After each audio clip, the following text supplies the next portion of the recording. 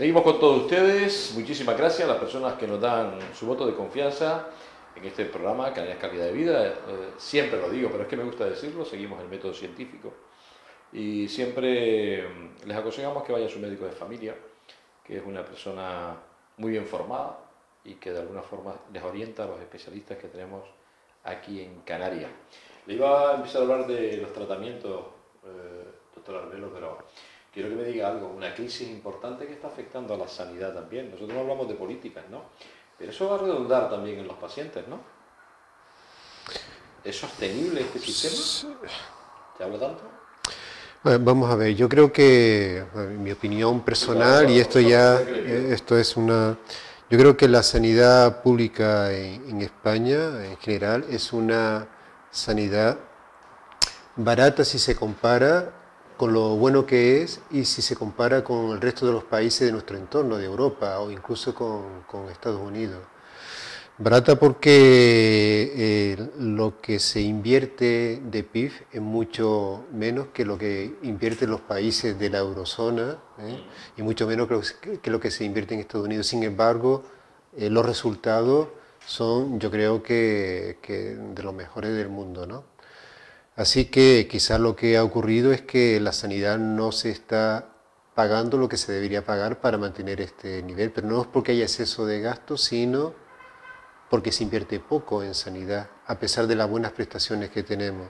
Lo que sí es cierto, dicho esto, ¿no?, es que yo creo que cabe una mejor organización, ¿no?, que eso va hacia el gasto farmacéutico, va hacia otro tipo de organigrama dentro de la estructura sanitaria, que sabemos que está descentralizada, pero a veces el dinero, mucho dinero se queda por el camino tal vez y no llega a donde tiene que llegar.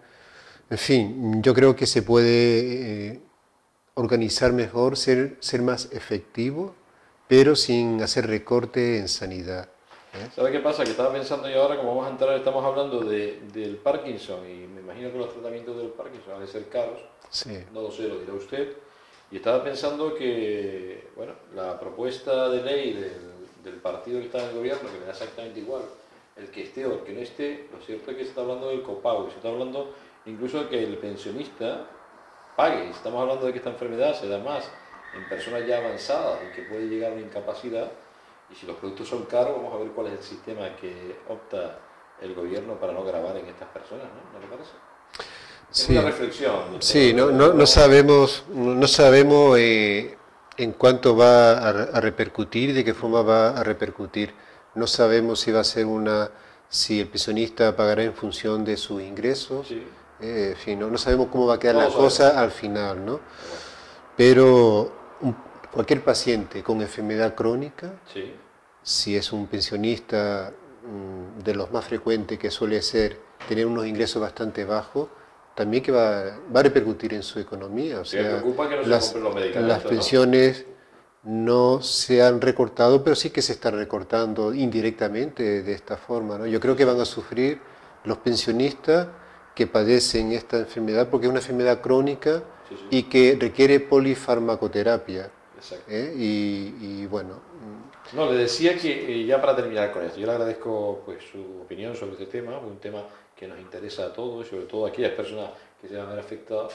Se lo digo, no vaya a ser que algún paciente no tenga dinero para tomarse el fármaco, y con esto no estoy intentando de hacer ningún apologismo de nada, pero podría darse. Yo lo he escuchado, que pacientes que tienen que comprarse los alimentos antes de comprarse el fármaco, que estas enfermedades crónicas, que alguien no se compre el fármaco, me parece una salvajada, ¿no? Pero bueno, yo espero y deseo que no se llegue a esa situación, porque sería la sensación de impotencia sería tan grande, tener que recetar algo y que el paciente no se lo pueda tomar. Yo espero que no se dé esa situación. ¿No? O sea, esperemos que no sea así y que bueno, el sentido común impere, y nosotros seguimos a lo nuestro, que es hablar de la enfermedad del Parkinson. Y a mí me gustaría que nos dijera, usted ya lleva muchos años como neurólogo, muchos años tratando esta enfermedad, ha habido avances importantes en los tratamientos. ¿Qué podemos decirle a las personas que le vayan a ver sobre los tratamientos que hay actuales y en qué hemos mejorado respecto a la enfermedad del Parkinson? Sí, desde el punto de vista del tratamiento, lo primero que hay que decir que el tratamiento más importante que estamos dando en la actualidad es el mismo medicamento que se empezó a dar en la década de los 60, ¿no? Que es se llama levodopa, ¿no? Y ese sigue siendo el principal, el número uno de todos los medicamentos. Es barato. Y es barato. Es barato. Sí. Y es bueno. Y es muy bueno, es el mejor.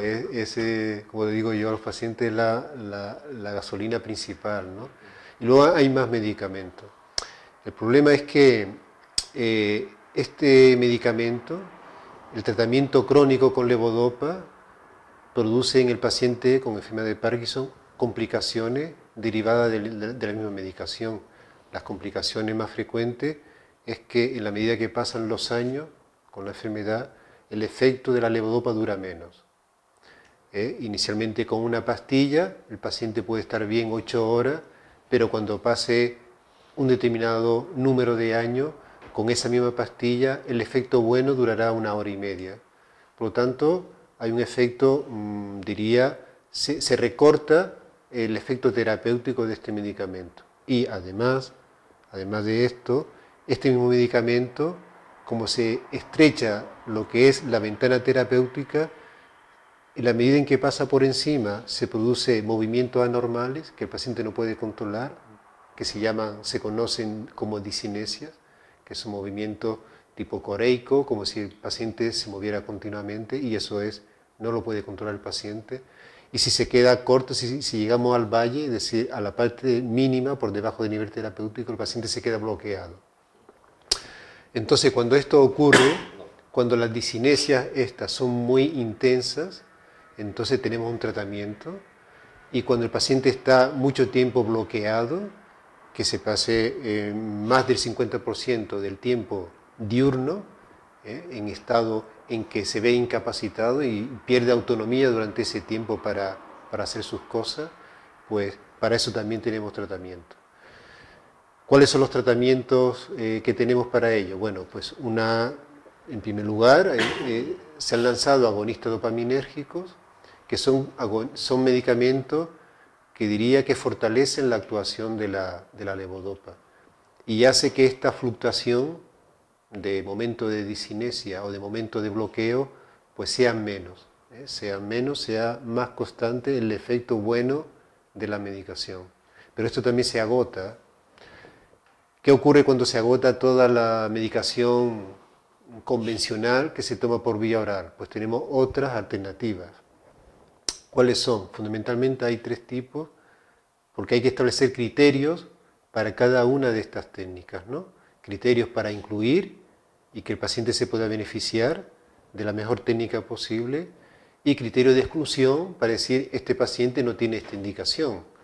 ¿Cuáles son las alternativas terapéuticas que tenemos? Principalmente tenemos la cirugía.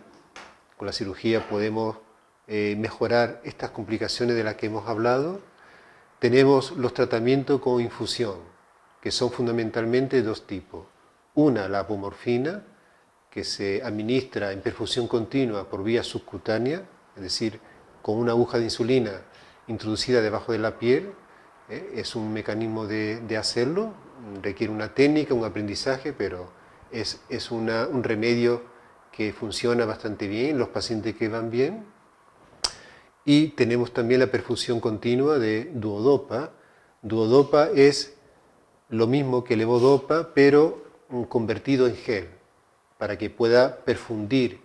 Y esto se administra a través de la vía gástrica, es decir, se hace una gastrostomía, que es decir, hacer un agujero en el estómago, se introduce una sonda y la medicación llega al duodeno o en el yeyuno, que es donde se absorbe la medicación. Por lo tanto, tenemos 3 alternativas que son muy buenas cuando la medicación oral ya hace poco o no hace nada, ¿no? Doctor Romero, todo lo que ha dicho me parece, está usted muy bien informado, lógicamente, y en pro de mejor calidad de vida, todo esto hace que el paciente tenga mejor calidad de vida. Está pensando en esta persona que usted, a la hora que le diagnostica un Parkinson, es capaz permíteme la burrada que voy a decir, de hacer una vida casi normal. Se toma esa medicación, se toma su copa de vino, lleva una dieta para no estar obeso, eso me lo contará usted, hace algo de ejercicio físico, pasea y ve la vida con color, de color azul. Eso es posible.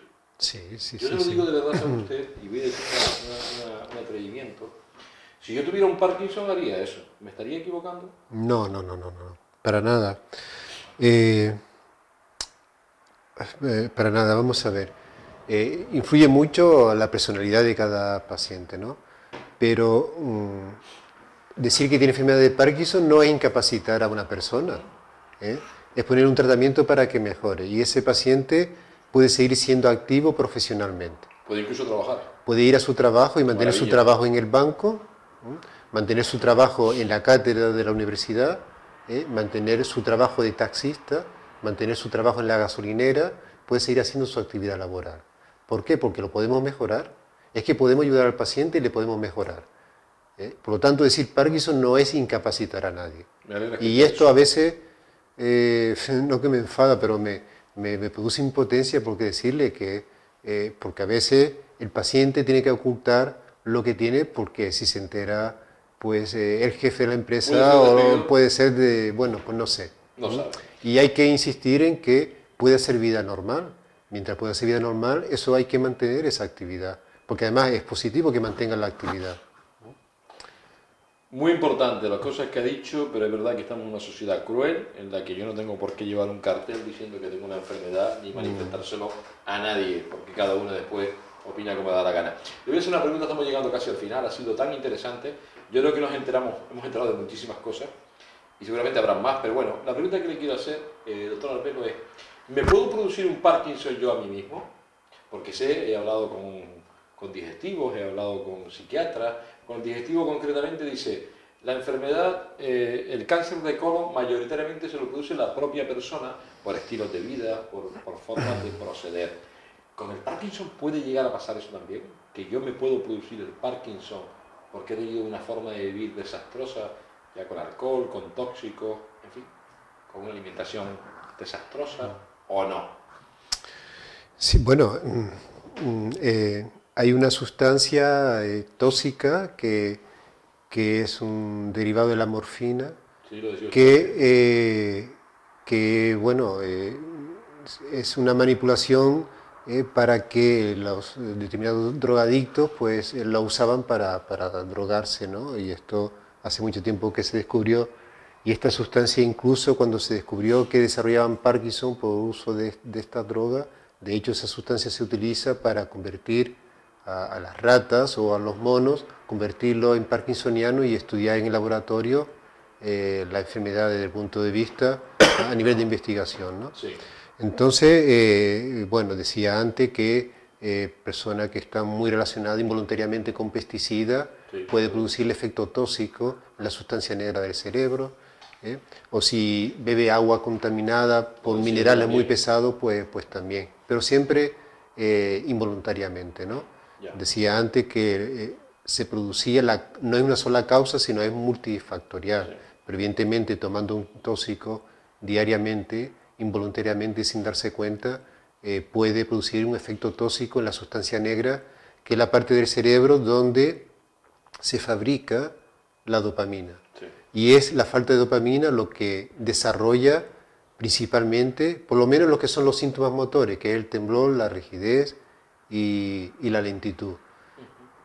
Pero también afecta, el Parkinson no solamente eso, también son síntomas no motores, como hablamos antes, depresión, como podemos hablar déficit atencional, como puede ser otro tipo de síntomas no motores, estreñimiento, trastorno disautonómico, etc.